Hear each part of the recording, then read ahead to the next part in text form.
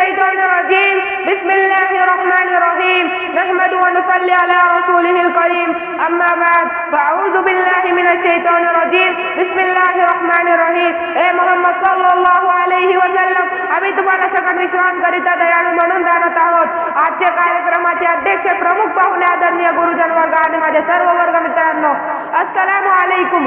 आज मी आपल्या समोर मोहम्मद सल्लल्लाहु अलैहि वसल्लम यांच्या जीवनावर थोडक्यात प्रकाश टाकत असो ते तुम्ही शांतताने ऐकावे अशी माझी आशा आहे. मोहम्मद सल्लल्लाहु अलैहि वसल्लम यांनी जगातून जागतिक सभ्यताची सुरुवात केली, जगभक्तीचा प्रसार केला, कोट्यवधी लोकांचे आचार विचारांना नवीन आशा दिली, माणसांच्या जगण्याला नवे आयाम प्रदान केले. यावर नजर टाकली तर आपल्या समोर अनेक गोष्टी येतात. माझे प्रिय मित्रांनो, पायाखाली हजारो बाहेर पसरलेले वाळवंट, कधी दूर एक वरून ठासा पडका आणि त्या पलीकडे काहीच नाही, अशी संघर्षमय परिस्थितीत सभ्यतेचा उदय झाला.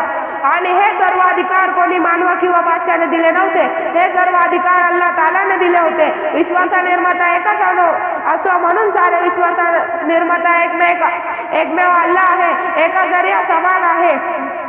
त्यानंतर मोहम्मद सल्लल्लाहु अलैहि वसल्लम यांनी मक्केपासून मदिनेपर्यंत स्थलांतर केले आणि हे स्थलांतर मानवी जीवनाला मुक्ततेसाठी होते, गुलामातून मुक्ततेसाठी होते. इस्लाम धर्माच्या कोट्यावधी इस्लाम धर्माचे अनेक लोक मारे जातात. मोहम्मद सल्लल्लाहु अलैहि वसल्लम यांची क्रांती म्हणता येणार नाही. क्रांतीमुळे हिंसाचे चक्र सुरू होते. शेवटी मी एवढंच बोलतो, अल्लाह ताला आपल्या सर्वांना मोहम्मद सल्लल्लाहु अलैहि वसल्लम यांच्या जीवनावर चालण्याची तौफीक दे. व मा अलैना इल्लल बलाग.